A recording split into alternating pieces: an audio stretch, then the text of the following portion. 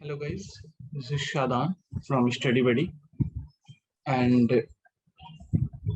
जैसे कि मैं देख पा रहा था कि बहुत सारे लोगों का रिक्वायरमेंट था कि क्वेश्चन पेपर सही नहीं हो रहे और वो आंसर की को मिलाना चाहते हैं और आंसर की भी उनको नहीं मिल पा रही है। सो दैट्स वाई हमने सोचा कि हम क्यों नहीं कि वीडियो बनाया जाए जहाँ से सभी लोग अपने आंसर की कोई मिला सके काफ़ी आसानी से। तो हम लोगों ने देखा कि क्वेश्चन पेपर को कैसे डील करना है, क्या क्या चीज़ें होनी चाहिए। अगर क्वेश्चन अगर आ रहा है वैसा क्वेश्चन हो सकता है कि एएमयू में भी इस तरह का क्वेश्चन आ जाए, तो हमारे लिए बहुत ज़्यादा ज़रूरी है कि हम इस क्वेश्चन को अच्छे से समझें कि क्या है और क्या चीज़ हो रहा है, सो डैट कि अगर हम एएमयू का एंट्रेंस भी देना चाह रहे हैं या कोई और यूनिवर्सिटी का देना चाह रहे हैं तो हम उसे आसानी से दे सकें, उसमें किसी तरह की दिक्कत ना आए। तो आज हम लोग बात करने जा रहे हैं 11th के साइंस एंट्रेंस की, जो जिसका पेपर कल ही हुआ है। तो let's get started. Okay, so here the first question is, which of the following salt does not contain any water of crystallization? So the answer is baking soda. Okay, baking soda is what? It is basically a sodium bicarbonate. It is a sodium bicarbonate. Sodium bicarbonate. Sodium bicarbonate. Bicarbonate. Okay, or we use baking soda for fire extinguishing. ठीक है, fire extinguishing के लिए हम लोग use करते हैं। क्यों? क्योंकि ये बेसिकली अल्काली नेचर का होता है। ठीक है, बेकिंग सोडा जो होता है ये अल्काली नेचर का होता है, अल्काली नेचर का होता है। Next question is, HCl is a arrhenius acid because it gives H plus ion in the aqueous solution. ठीक है, which of the following remain unchanged on going down the group in the periodic table? जब हम periodic table में जब हम लोग नीचे जा रहे हैं ग्रुप में, टोटल 18 ग्रुप्स होते हैं। ठीक है, तो जब हम लोग नीचे जा रहे हैं किसी भी पीरियोडिक टेबल्स में ग्रुप में, मतलब इस ग्रुप में अगर हम नीचे जा रहे हैं तो कौन सी चीजें नहीं चेंज होती हैं? तो that is a valence electron. Valence electron नहीं चेंज होता है। The major constituent of the biogases. तो वैसे आपको मैं बता दूं कि बायोगैस जो होता है, बायोगैस में मीथेन होता है, CO2 होता है, लेकिन जो मेन कंपोनेंट जो होता है वो होता है methane.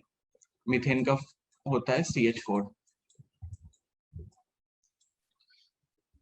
When copper powder is heated, it gets coated with, so it gets coated with black copper oxide. We store silver chloride in a dark color bottle because हम लोग क्या करते हैं, we put silver chloride in a dark color bottle because silver chloride जो होता है ना, ये बहुत ही लाइट सेंसिटिव कंपाउंड होता है। तो जैसे ही इसमें अगर सूरज की रोशनी पड़ेगी तो ये क्या करेगा कि तुरंत डिकम्पोज हो जाएगा। ठीक है, तो इसलिए हम लोग इसको सूरज की रोशनी से बचाने के लिए हम लोग इसमें डालते हैं, to avoid the action by the sunlight. Next question is, stainless steel is a very useful for our life. In stainless steel iron is mixed with nickel and chromium. ठीक है, आयरन को हम निकल और क्रोमियम के साथ डालते हैं। ठीक है, which of the following oxide of iron would be obtained on the prolonged reaction of iron with steam? So that is Fe3O4. Okay, which of the following is not a mineral acid? कौन इनमें से mineral acid नहीं है? तो आपको पता होना चाहिए कि मिनरल एसिड कहने का मतलब क्या है। मतलब कि जो नेचुरली अकरिंग एसिड नहीं है, मतलब कि जिसको हम लोग बनाते हैं या डिराइव होता है। मिनरल एसिड कौन सा हुआ जो कि डिराइव करते हैं? डिराइव हम कौन कौन सा करते हैं? तो HCl डिराइव करते हैं, सल्फ्यूरिक एसिड डिराइव करते हैं, नाइट्रिक एसिड डिराइव करते हैं, बट हम लोग सिट्रिक एसिड को डिराइव नहीं करते हैं। ये हमें मिलता है। ठीक है, तो सिट्रिक एसिड हमें लेमन में मिलता है। ठीक है, तो right answer is citric acid.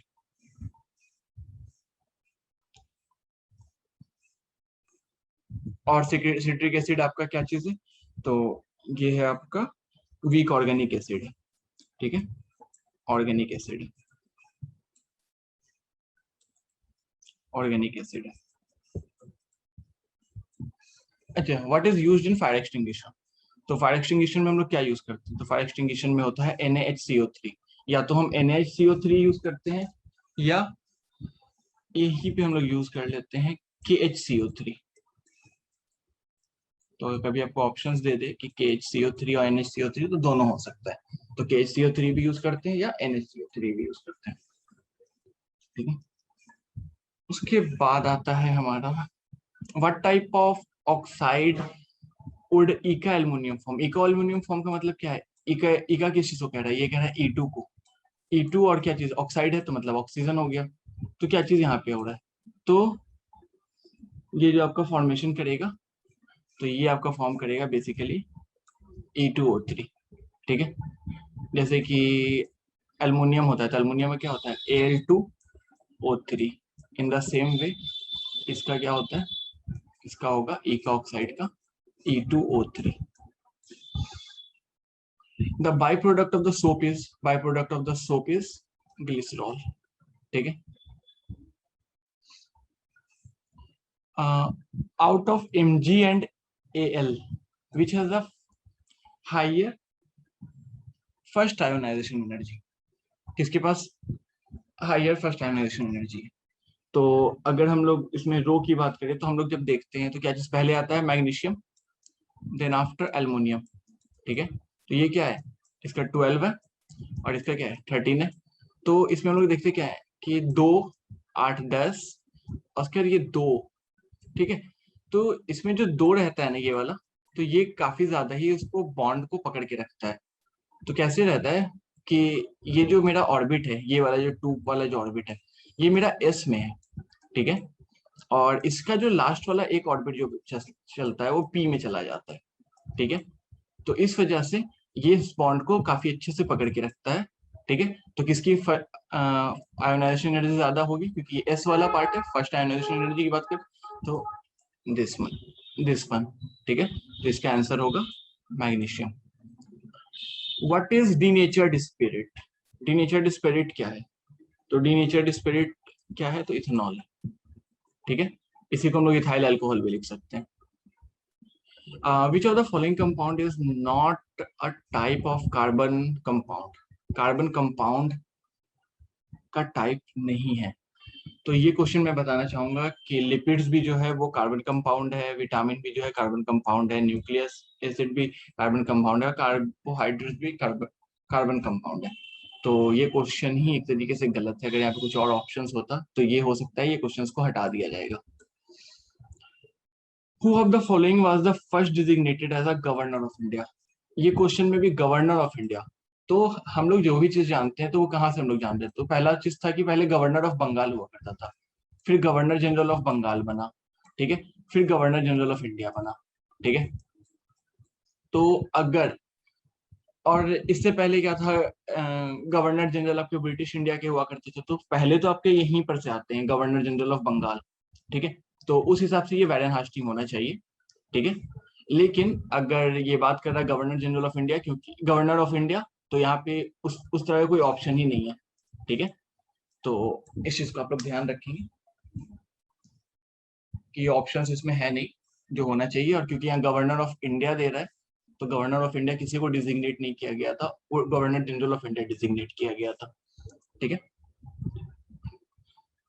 Shahjahan build Taj Mahal in the memory of, तो अर्जुमन बानो, इन्हीं का नाम था मुमताज, इन्हीं के नाम पे मुमताज महल बना था, जिसको हम लोग ताजमहल के नाम से जानते हैं, ठीक है। इन्हीं का नाम मुमताज था। Which name the book written by the Alberuni, Alberuni किसके द्वारा लिखी गई, तो ये है किताबुल हिंद, ठीक है। इसने कौन सी बुक लिखी थी, अलबरूनी ने कौन सी बुक लिखी थी, तो किताबुल हिंद लिखी थी। Which of the following is the correct significance of the yellow revolution in India? Yellow revolution किस चीज से रिलेटेड है, तो ये है बेसिकली ऑयल सीड से, ऑयल सीड से। बहुत लोगों ने मिल्क मारा है, तो मिल्क मैं बताना चाहूंगा कि ये व्हाइट रिवोल्यूशन से रिलेटेड है, ठीक है। तो this one is wrong answer, oil seed is production is the right answer. Which of the following country is known as the place of midnight sun, तो ये है नॉर्वे, ठीक है। Where is Nathula pass located? It is located in Sikkim. Who is the recipient of 2020 Rajiv Gandhi Khel Ratna award? Rohit Sharma. Which state loses special status under the Article 370 in 2019? तो 2019 में 370 को जम्मू कश्मीर से हटा दिया गया था क्योंकि स्पेशल स्टेटस दिया गया था, जिस तरीके से 371 में स्पेशल स्टेटस की बात कही गई है, ठीक है, नॉर्थ ईस्टर्न स्टेट्स के लिए, उसी तरीके से 370 में जम्मू कश्मीर के लिए स्पेशल स्टेटस था, उसको हटा दिया गया था, ठीक है। Addis Ababa is the capital of, it is the capital of Ethiopia, ठीक है। Which Covid vaccine imported to India from Russia? तो रशिया में आपको पता होगा पुतिन है, ठीक है, वहां के राष्ट्रपति जो थे पुतिन, तो इन्होंने क्या किया है, इन्होंने अपने नाम पे ही करीब करीब रख दिया स्पुतनिक, ठीक है, Sputnik 5। The number of pairs of sex chromosome in a zygote of a human is 1 2 3 4। तो आपको पता होगा कि 23 pairs of chromosome find out होते हैं, जिसमें से 22 क्रोमोसोम जो होते हैं वो होते हैं ऑटोसोम्स होते हैं, ठीक है, जिसको ऑटोसोम्स कहते हैं, ऑटोसोम्स, ठीक है। और सिर्फ एक ही पेयर जो होता है, ठीक है, जिसको सेक्स क्रोमोसोम कहते हैं। यहाँ पूछ रहा है सेक्स क्रोमोसोम, जिसका आंसर होगा 1। रेस्पिरेटरी क्वोशिएंट इज,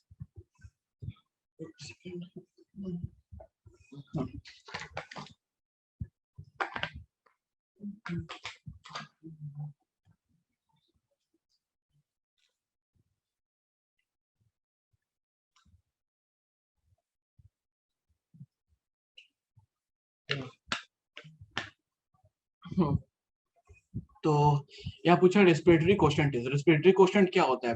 बेसिकली ये होता है कि हम लोग कितना कार्बन डाइऑक्साइड का जो वॉल्यूम रहता है अपॉन ऑक्सीजन का वॉल्यूम, इसको हम कहते हैं रेस्पिरेटरी क्वोशिएंट, ठीक है। Which of the following is not a function of large intestine? Large intestine का फंक्शन क्या नहीं है? तो लार्ज इंटेस्टाइन किस काम में आता है? वाटर एब्जॉर्ब करने के काम आता है, डिफिकेशन के काम आता है, फॉर्मिंग फेसेस के काम आता है, तो कौन सा नहीं है?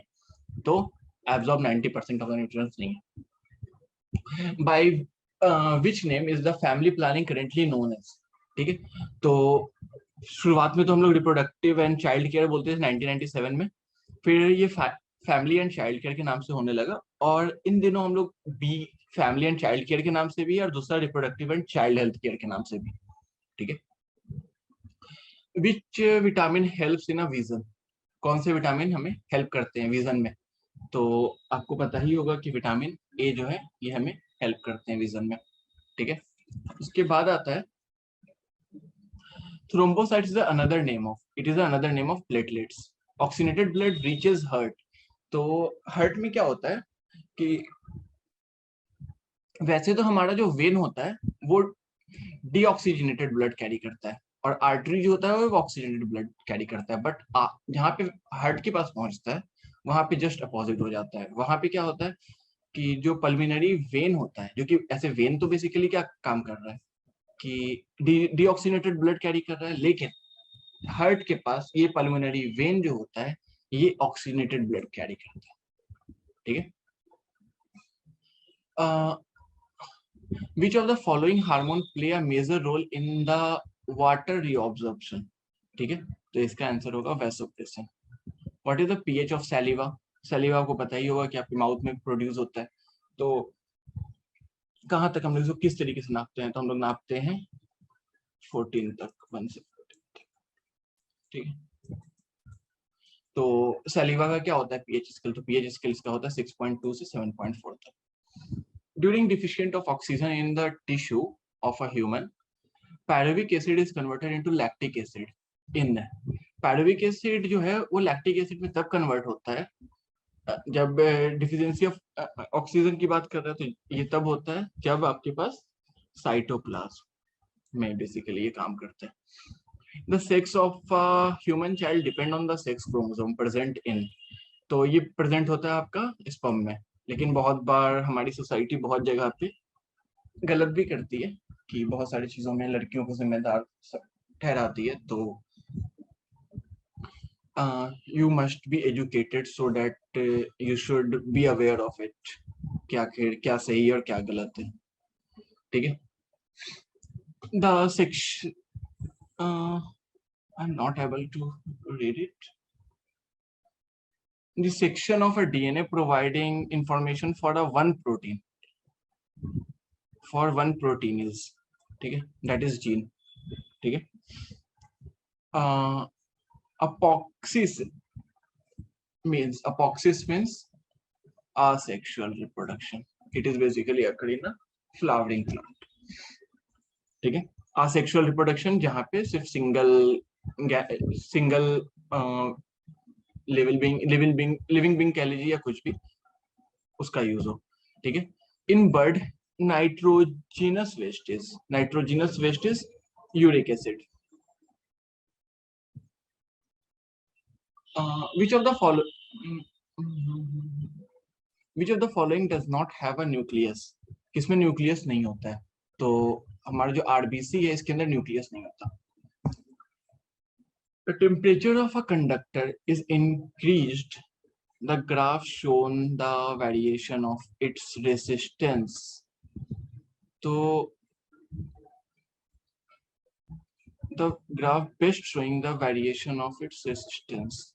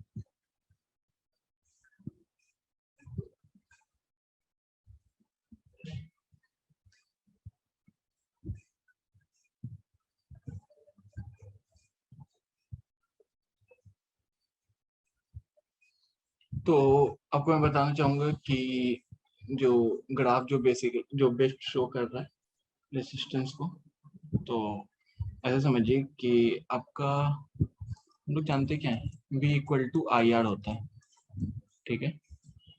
और I = इसका यहाँ पे नीड नहीं पड़ेगा, ठीक है. तो यहाँ पे टेम्परेचर की बात करते हैं.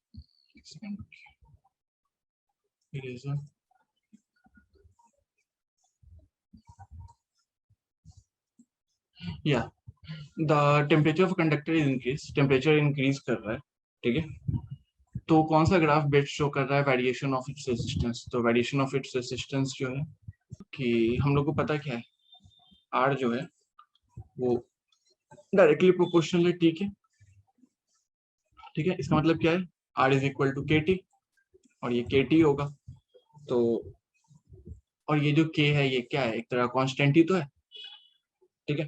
तो मतलब क्या है, ऐसे समझिए कि रेजिस्टेंस जब इंक्रीज होता है टेम्परेचर भी इंक्रीज होता है, ठीक है. तो अगर हम लोग इसको आरटी ग्राफ की बात करें, आरटी ग्राफ है, तो ये एक तरह का स्ट्रेट लाइन होगा, जैसे हम लोग कहते हैं ना y = mx + c. तो A is the right answer. Calculate the current flowing through the 10 ohm resistor in the following circuit. तो 10 ohm resistor, तो पहले तो हम जानते हैं कि हम लोग एक फॉर्मूला तो जान ही रहे, V = IR, ठीक है. अब बात कर रहे हैं ओम रेजिस्टेंस, यानी कि आर तो आपको यहाँ क्लियर है, V6, ठीक है। तो अगर हम इसको कहें कि कह रहा है क्या है, कैलकुलेट द करंट, तो I equal to V upon R, और V कितना है, V is nothing but it is 6 upon R, R is what, R is 10, तो 6 upon 10 that is equal to 0.6. So the answer is 0.6. To convert AC generator into DC generator, AC generator को DC generator में convert कैसे करते हैं? तो AC generator में क्या होता है, AC जनरेटर में होता है स्लिप रिंग होता है AC जनरेटर में, ठीक है। और इसको मेरे को DC जनरेटर में कन्वर्ट करना है जिसमें कि स्प्लिट रिंग होगा, ठीक है। To convert an AC generator to DC generator, तो हम लोग क्या करेंगे, DC जनरेटर बनाना है, तो DC जनरेटर के लिए हम लोग क्या करेंगे, split ring type commutator must be used, ठीक है। Trophic level in an ecosystem represent energy level, ठीक है। Acid rain is caused by the oxide of which oxide, तो आपको पता होना चाहिए कि हमारे पास एयर में इंडस्ट्री के थ्रू, गाड़ी के through nitrogen and sulphur available है, ठीक है। तो ये दोनों मिल करके क्या करते हैं, ऑक्साइड बना लेते हैं, ठीक है। SO2 और NO, तो नाइट्रोजन ऑक्साइड और सल्फर ऑक्साइड बना ले, सल्फर डाइऑक्साइड बना लेते हैं। तो acid rain basic caused by the oxide of sulfur and nitrogen both. The image formed by the convex lens can be, convex lens can be, image कौन सा form होगा convex lens के द्वारा, तो it is the virtual and magnified, okay. उसके बाद आता है an object at a distance of 15 centimeter slowly moving to a convex mirror, the image will be, image क्या होगा 15 सेंटीमीटर की दूरी पे, तो जैसे ही वो और करीब करीब करीब जाएगा तो वो क्या करेगा, तो ये और ज्यादा ही डिमिनिश और वर्चुअल हो जाएगा। द हाइयर द फ्रीक्वेंसी, जब ज्यादा फ्रीक्वेंसी होती है तो वेवलेंथ क्या होता है, तो frequency equal to 1 upon lambda होता है, इक्वल टू 1 अपॉन लेमडा। जब ज्यादा फ्रीक्वेंसी होगी तो वेवलेंथ क्या होगा, कम होगा, मतलब शॉर्टर द वेवलेंथ, ठीक है। Two thin lenses of 10 dioptre and -2 dioptre, ठीक है। तो दो लेंस है, दोनों को साथ में हम लोग मिला रहे हैं, ठीक है। तो ऐसा करते मिला ही लेते हैं, तो +10 -2 that is equal two plus का 8, ठीक है। जब हम लोग दोनों को मिला लिए तो अब क्या कह रहे हैं कि द फोकल लेंथ, ठीक है। तो मेरे को पावर तो समझ में आ गया, F equal to 1 upon P, it is equal to 1 upon 8, और जब ये क्या है 8 क्या चीज में, ये आपका मीटर हो गया यहाँ पे, तो अब हम इसको क्या करेंगे सेंटीमीटर में कन्वर्ट करेंगे, तो ये क्या हो जाएगा, ये आपका हो जाएगा 100 अपॉन 8, तो ये आपका कट होकर के आएगा 12.5, ठीक है। ये आपका सेंटीमीटर में आएगा। Virtual image larger than the object can be produce by, virtual image larger than the object, object से ज्यादा, virtual image larger than the object, object से ज्यादा बड़ा वर्चुअल इमेज फॉर्म होगा, तब कब फॉर्म होगा, जब आपके पास कनकेव मिरर होगा, ठीक है। Next question is the working of the generator is based upon electromagnetic induction, bending of partly immersed pencil in water is due to, water में जब किसी को क्या होता है कि हम एक मीडियम से जैसे दूसरे मीडियम पे जाते हैं तो रिफ्रैक्शन में पता है कि क्या होता है, इट बेंड्स टुवर्ड नॉर्मल, तो ऐसे नॉर्मल होता है, ठीक है। तो इसी तरीके से हम लोग ये पेंसिल को भी वाटर में डालते हैं तो वो एक मीडियम से दूसरे मीडियम में जा रहा है, ठीक है, लाइटर से डेंसर मीडियम में जा रहा है, ठीक है। तो वहां पे क्या होता है, it is because of due to refraction.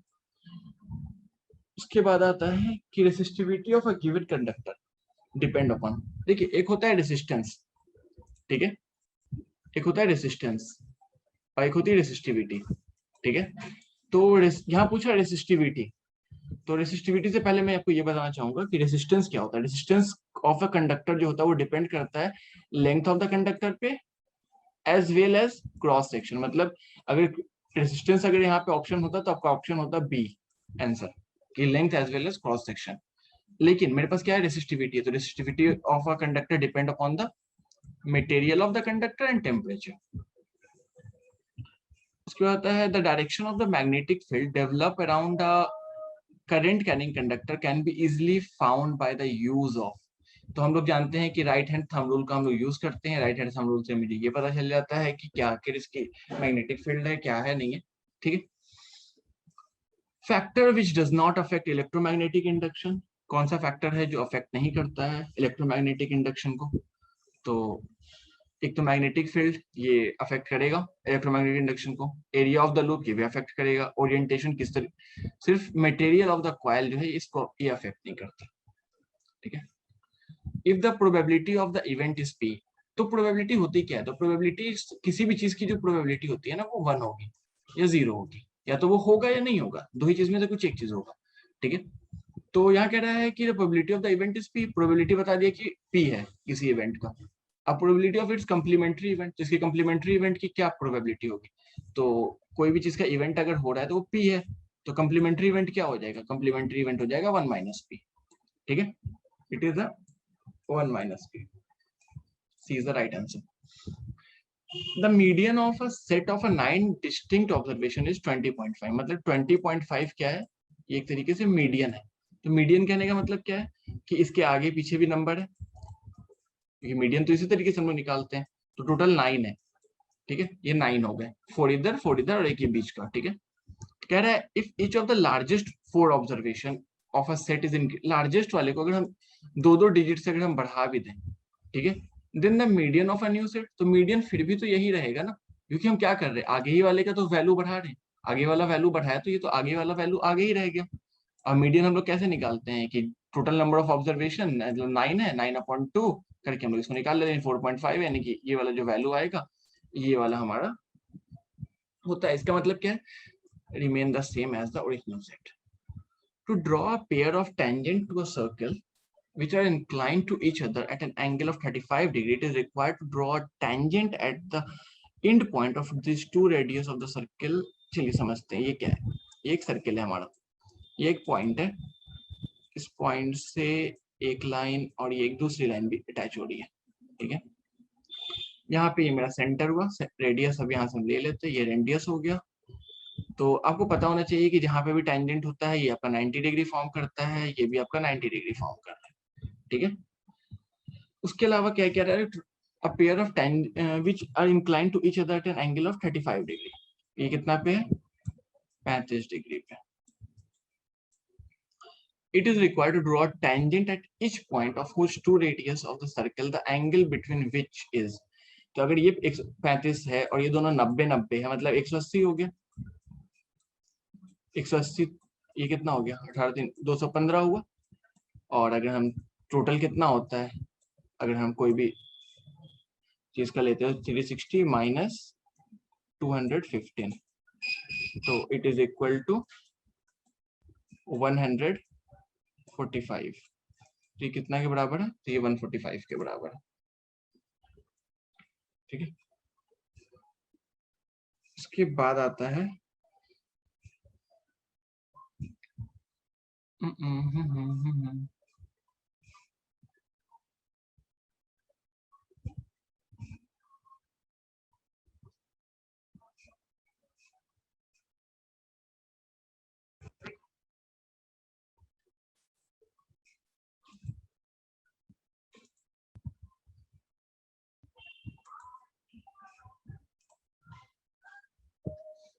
ठीक है।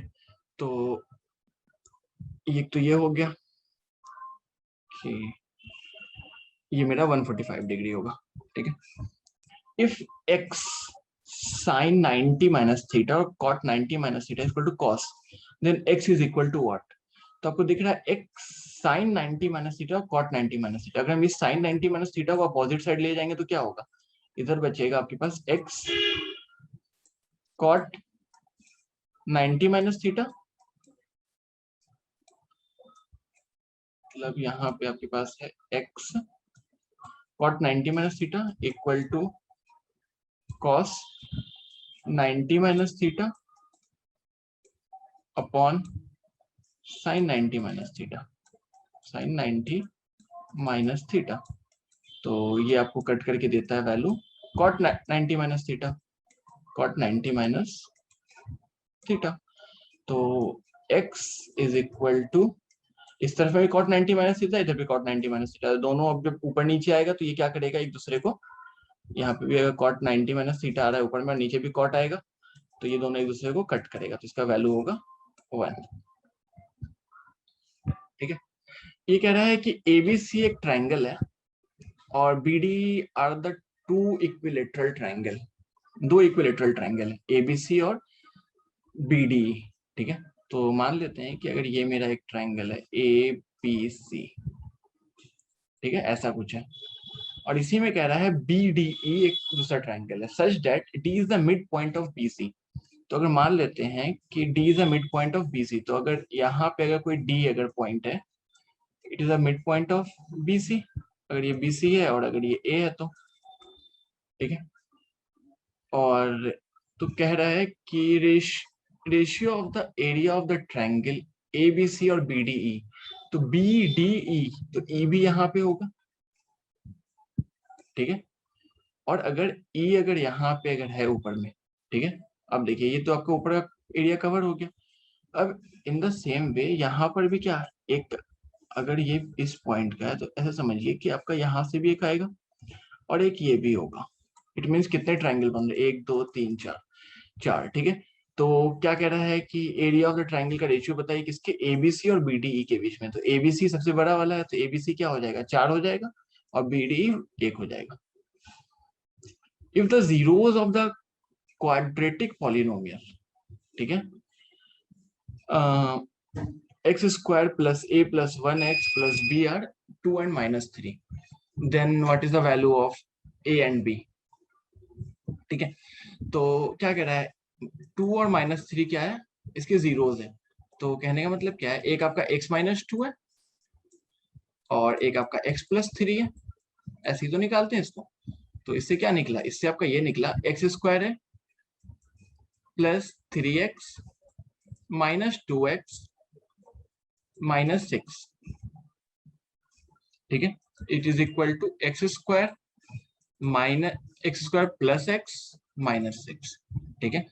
और यहाँ पे क्या आपको दिख रहा है, a + 1x है, a + 1x, ठीक है, तो a + 1x, और यहाँ पे क्या दिख रहा है, x है, यानी a का वैल्यू क्या होगा, ऑब्वियसली बात है, यहाँ पे ये क्या 1x ही तो है, इट मीन्स a का वैल्यू क्या है, 0, a = 0, और यहाँ b = -6, तो a = 0, b = -6। Question number 62, the decimal form of 129 2 square 5 square 7 power 5। तो अगर ऐसा कुछ है तो एक चीज हमेशा याद रखिए कि अगर 2 स्क्वायर और 5 अगर सेम अगर पावर है, ठीक है, तब वो टर्मिनेटिंग होगा, क्योंकि 2 × 5 क्या होता है, इट इज इक्वल टू 10 होता है, ठीक है। तो ये नंबर वैसा है कि किसी को भी कट कर देता है और टर्मिनेट करा देता है, ठीक है, ऐसा भी वैल्यूज हो, लेकिन यहाँ पे 7 भी आ गया, तो dates why it is not terminating, ठीक है। तो इसका आप आंसर लिख सकते हैं, it is a non terminating repeating, ठीक है, क्योंकि टर्मिनेट होगा नहीं और रिपीट ही होता जाएगा, ठीक है। उसके बाद आता है यहाँ पे cos 0 degree, cos 1 degree, cos 2, cos 3, इस तरीके से कहाँ तक cos 90 डिग्री तक। तो cos 0 कितना होता है, sin 0 0 होता है, cos 0 कितना होता है, 1 होता है, 1 × cos 1 2, अभी सबका मेरे को डिग्री नहीं पता है, cos 0 का कितना होता है, इट इज 0, और 0 को जब हम किसी से भी मल्टीप्लाई करते हैं तो ऑल बिकम 0, तो ये हो गया आपका D. The circle drawn with an origin as a centre passes through 13/2। इसको मैं आपको डिफाइन करके नहीं बताऊंगा, ठीक है, क्योंकि उसमें आपका काफी टाइम जाएगा, तो इसका मैं आपको आंसर ही सीधा बता देता हूँ। इसका आंसर मैंने निकाला था,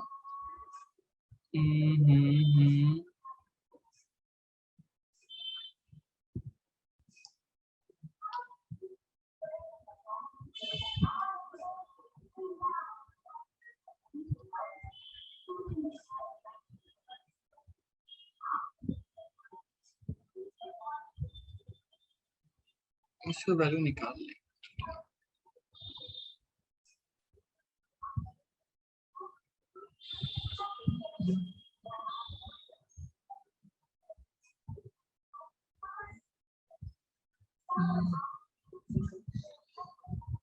देखिए इसका आंसर है ऐसे -6, 5/2, ये कह रहा है एक्स स्क्वायर प्लस 1 का whole square minus x square, ठीक है, और माइनस 0 हैज। तो जब भी ऐसा कुछ है तो इसमें क्या है, इसमें कोई भी इसका रियल रूट्स है ही नहीं, क्योंकि ये क्वेश्चन को सॉल्व करके भी आप जब निकालोगे तो आपके पास क्या बचता है, तो ये आपके पास बचेगा एक्स स्क्वायर, क्योंकि एक्स पे पावर 4 हो जाएगा ये वाला, ठीक है, एक्स पे power 4 plus 1 plus 2x square minus x square, ठीक है। तो ये आपका बन जाता है एक्स पे power 4 plus x square plus 1 equal to 0। तो इसका कोई मतलब ही नहीं बनता, इसका कोई रूट नहीं निकल कर आता है, इसलिए no real roots.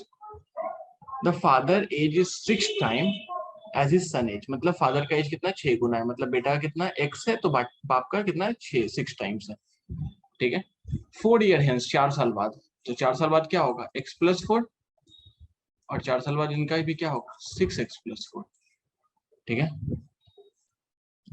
The age of father will be 4 times his son age, 4 साल बाद क्या होगा कि इसके पापा का एज कितना होगा 4 गुना होगा अपने बेटा के एज के मुकाबले 4 गुना होगा। तो ये 4 गुना कहने का मतलब क्या है कि अगर हम बेटा का एज 4 गुना कर दें तो ये बिल्कुल बाप के बराबर आ जाएगा, ऐसा कुछ। और अगर ऐसा कुछ होगा तो इसका मतलब क्या है कि 4x plus 16 equal to 6x plus 4, तो 6x माइनस 4x यानी it is equal to 2x, और ये 16 है, इस 4 को हम अपोजिट साइड दे देंगे तो ये क्या हो जाएगा 16 minus 4 that is equal to 12,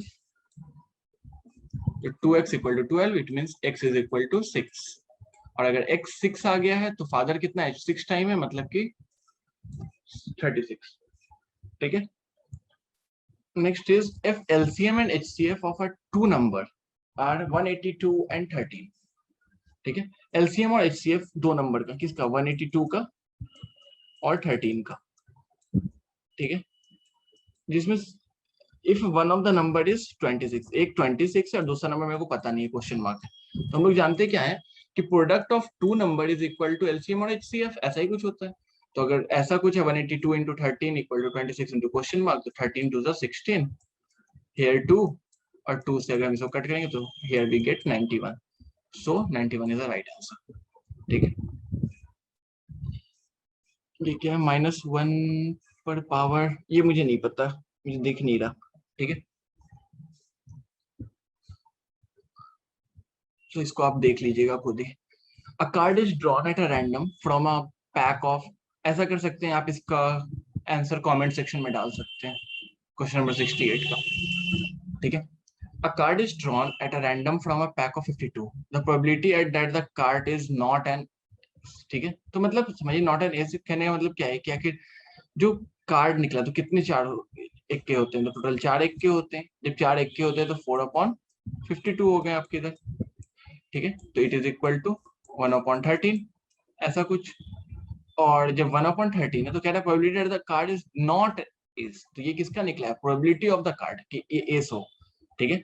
तो अब अगर एस ना हो तो कहने का मतलब क्या है 1 minus probability of the event, ये तो कहते हैं।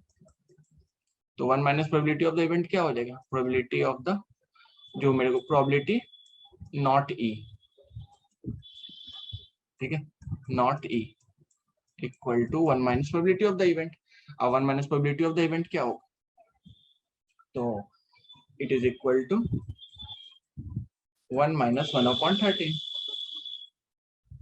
so it will give you 13, 13 minus 1 equal to 12/13, ठीक है, so answer is D, ठीक है।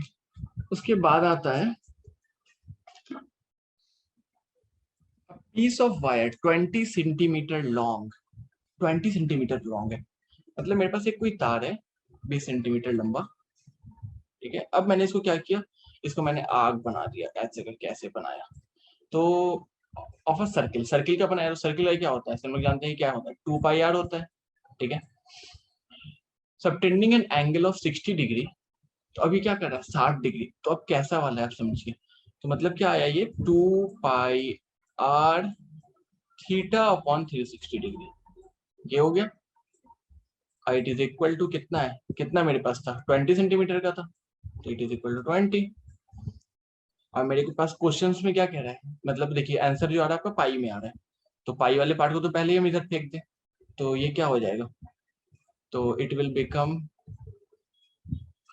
2 into r into 60 upon 360 is equal to 20 upon पाई। और 60 से हम 360 को कट कर रहे हैं, तो ये कितने बार में कटेगा, 6 और 2 से 3 टाइम में। तो अब मेरे पास क्या बचा, r, r is equal to, ये 3 नीचे में उस तरफ जाएगा तो अपोजिट में ऊपर चला जाएगा, तो मल्टीप्लाई हो जाएगा 60 upon pi. So the answer is B. Question number 71, 11th term of the AP. 11th term of the AP, अब समझिए a इक्वल टू -3, और कॉमन डिफरेंस कैसे निकलता है, तो -1 अपॉन 2 माइनस ऑफ -3, ऐसा ही कुछ होता है। तो अगर ऐसा है तो -1 अपॉन 2 प्लस 3 ये आया, और अगर ऐसा कुछ है तो क्या हो गया, बेस में 2 -1 plus 6 is equal to 5 upon 2, 5 upon 2, ये कितना 5 अपॉन 2 है। तो डी भी निकल आ गया। अब कह रहा है 11th टर्म, तो 11th टर्म कैसे निकालेंगे, tn equal to a plus n-1 into D. तो a क्या है, फर्स्ट टर्म मेरे पास कितना था, first term is -3 plus n-1, तो n-1 क्या है, तो 11th टर्म कह रहा है, तो n-1 क्या हो जाएगा, 11-1 दैट इज इक्वल टू 10, और मल्टीप्लाई बाई डी कितना है 5 अपॉन 2, तो 2 से हम कट करेंगे तो ये कितने बार में कट होगा, 5 बार में, और 5 5 से 25, मतलब -3 प्लस 25, तो ये आपको आता है वैल्यू कितना, दैट इज इक्वल टू 22। हाँ, उसके बाद ये कह रहा है 72 में, if 1 is a root of quadratic equation then the value of a is, अगर 1 अगर रूट है, तो 1 अगर रूट है इसका, तो 1 हम डाल देते हैं, सबसे सिंपल सा लॉजिक है। तो अगर हम 1 इसमें डाल देते हैं x की जगह पे, तो x की जगह पे 1 डाल दिया, तो ये क्या बन गया, a माइनस 5, और x की जगह ये 1 हो चुका है ऐसे भी, तो 5a माइनस 1, और -1 इक्वल टू 0, ऐसा कुछ हुआ।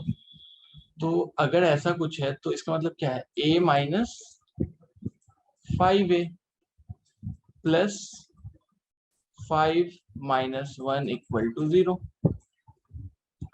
और a माइनस 5a, तो 5 minus 1 that is equal to 4, और a माइनस 5a यानी कि -4a, -4a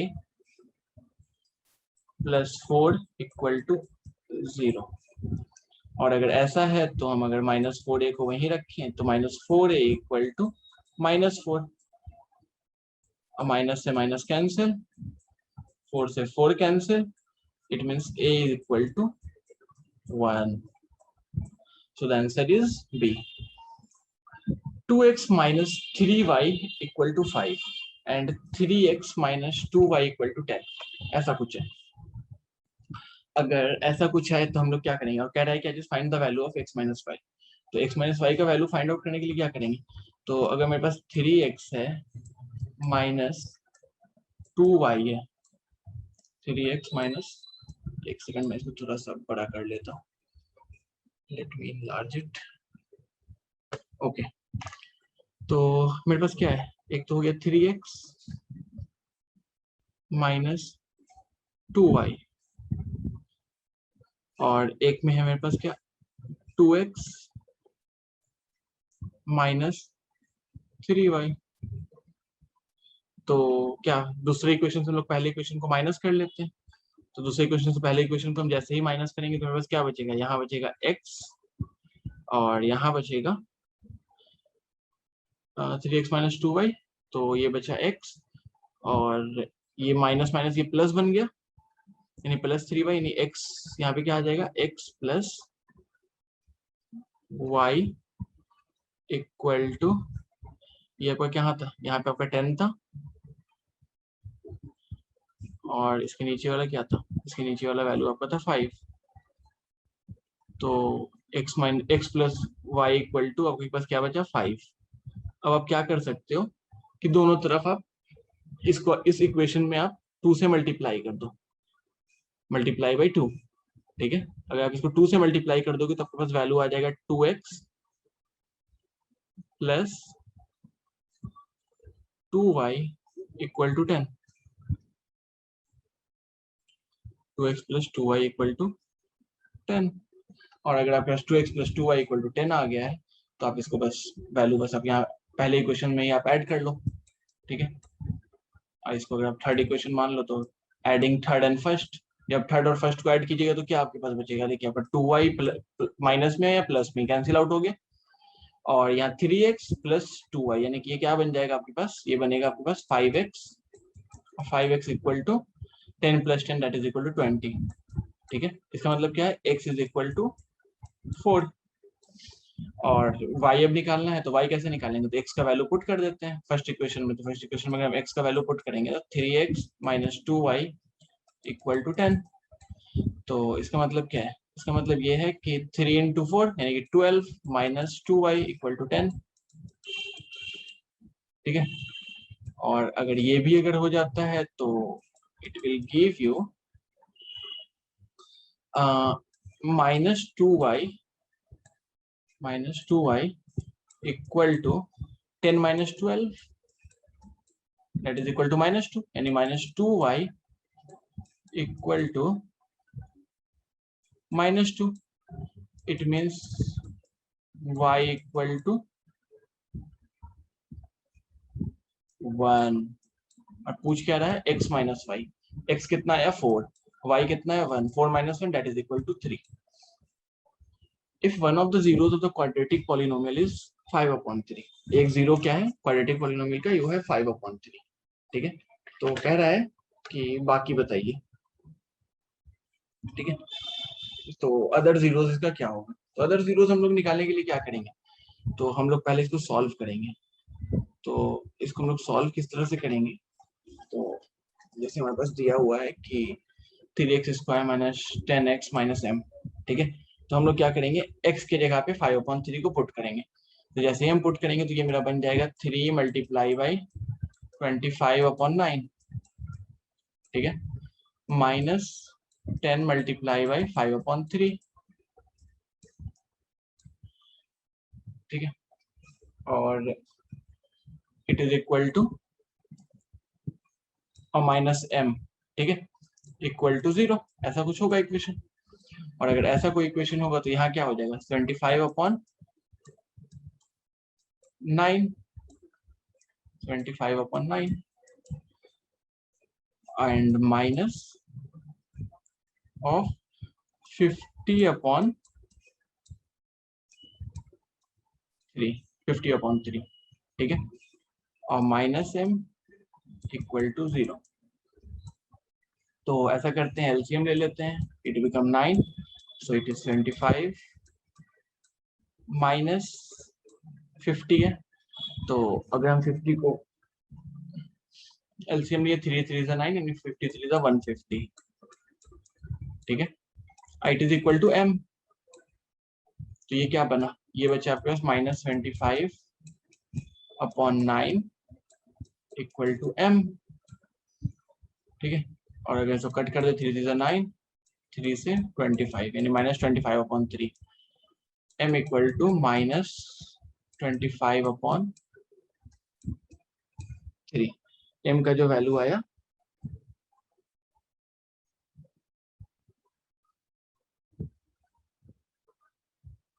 m है, m इक्वल टू 25 माइनस, इधर माइनस में है।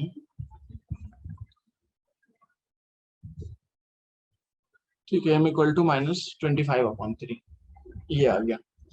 जब मेरे पास m का वैल्यू आ गया तो हम लोग क्या जानते हैं कि अल्फा प्लस बीटा।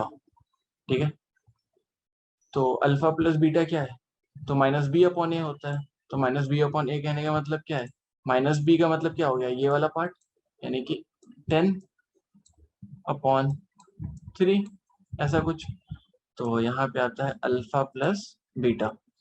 तो अब अल्फा प्लस बीटा को क्या लिख सकते हैं, तो अगर एक वैल्यू मेरे पास अल्फा अगर ये है, मान लेते 5/3 है, तो 5/3 plus beta equal to 10/3। It means beta equal to 5/3। ठीक है, और अगर हम इसी को अल्फा इंटू बीटा भी निकाल के देखेंगे तो आपको भी सेम वैल्यूज आएंगे। ठीक है,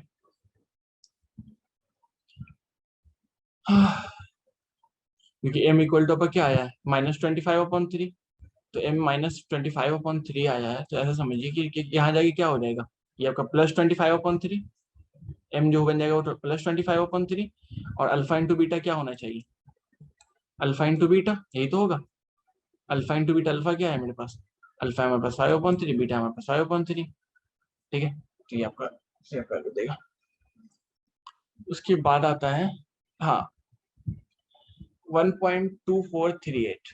तो 38 पे जैसे ही ऊपर में ये लाइन लग गई है, इसका मतलब है कि रिपीट हो रहा है 38, 38 रिपीट हो रहा है। जब कोई चीज रिपीट हो रही है तो इट मीन्स क्या है, वो रेशनल नंबर है। ठीक है, उसके बाद आते हैं हम लोग नेक्स्ट क्वेश्चन पे। हाँ, अब आता है इंग्लिश का कुछ सेक्शन। ठीक है, कि रीड आउट द पैसेज। तो इसमें हम लोग दो काम करते हैं, एक स्कीमिंग है, एक स्कीपिंग। ठीक है, कि कौन कौन से पार्ट को पढ़ना है, कौन कौन से पार्ट को छोड़ देना है। जैसे इसमें कोबरा के बारे में पूछा है, उसके हुड्स के बारे में पूछ रहा है, रैबिट के बारे में पूछ रहा है, रैबिट वाइट टेल बॉब्स के बारे में पूछ रहा है, लैंग्वेज के बारे में पूछ रहा है, और पॉजेस का मतलब क्या है ये पूछ रहा है। ठीक है, तो हम लोग इसी हिसाब से क्वेश्चन को ऊपर में सर्च करेंगे। ठीक है, तो एक तो पूछा language is a wonderful gift to a man. ठीक है, अब देखो लैंग्वेज पे कुछ सवाल था, तो language is a wonderful gift from a God तो गिवन टू अ मैन, यानी 79 का ए होगा।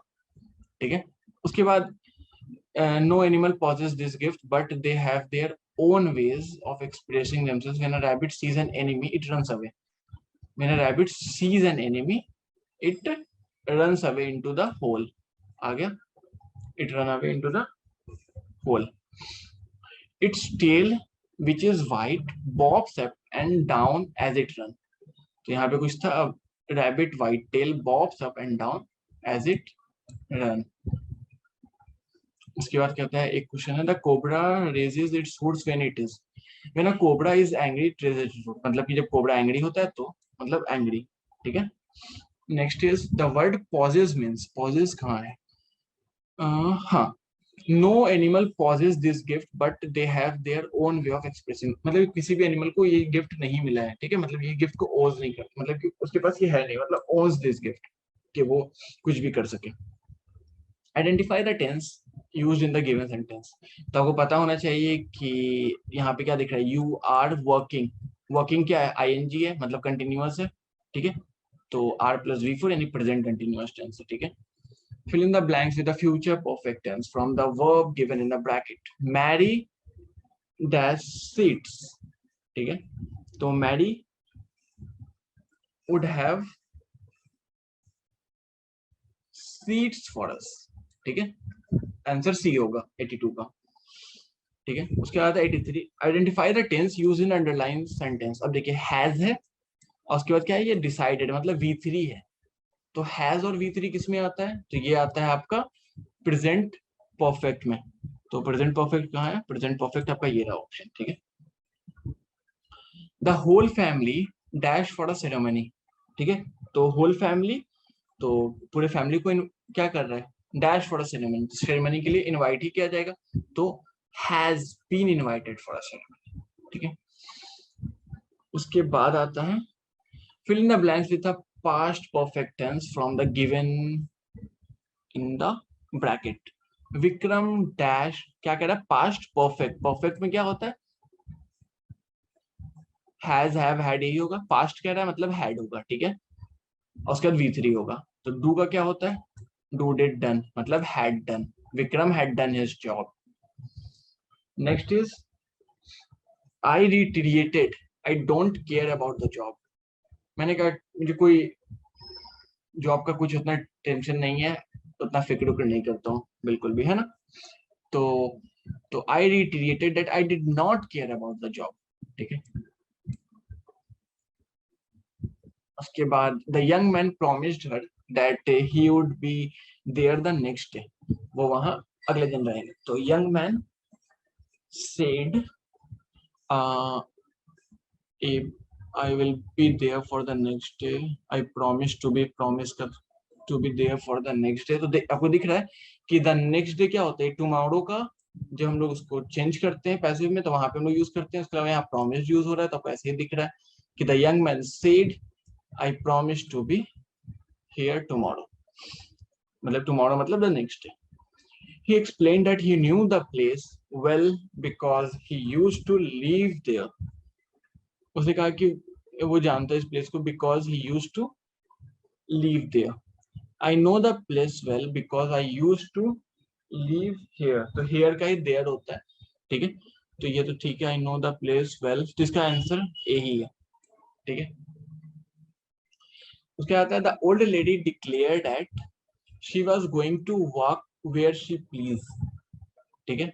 दे हैव द लिबर्टी, उसके पास लिबर्टी है। तो the old lady said I am going to walk where they have the liberty, देखिए फिर वही सेंटेंस यूज कर दिया, तो ये तो हुआ नहीं।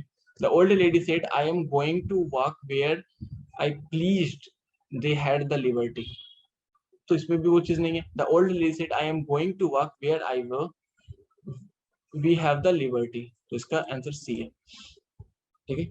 उसके बाद आते हैं I wonder how many discoveries went unheaded, कितनी सारी discoveries unheaded है, ठीक है। तो I said do discoveries go unheaded, I said how many discoveries go unheaded, तो ये है। The punctuation should be used for the exclamation sign हमारा ये है। How gorgeous the sunset is, ये exclamatory sentence है, ठीक है। इसको असर्टिव में कन्वर्ट करना है, तो असर्टिव में क्या होना चाहिए, क्वेश्चन मार्क तो नहीं होना चाहिए, दोनों क्वेश्चन मार्क है। अब बचा नीचे का, तो how gorgeous the sunset is, तो ये क्या हो गया, फिर से एक तरीके से वैसे ही बन जा रहा है, इंपरेटिव टाइप से, the sunset is very gorgeous, it become assertive. Transform the sentence into in negative, तो ह्यूमन इज मॉर्टल, तो ह्यूमन इज इमॉर्टल, ठीक है, it become negative. Jack and John, ठीक है, बी हेल्पफुल, ना बी हेल्पफुल नहीं हो सकता है। Jack and John have been helpful, तो Jack and John have been helpful होगा। Choose the correct sentence. I did not accompany them, I do not accompany them, I do not accompany them, I do not accompany them, ठीक है। तो I do not accompany them. Is it cold outside today? Is it cold outside today? तो हम लोग क्या करें, बता तो रहे हैं is it cold, तो एक डिक्लेरेटिव सेंटेंस है।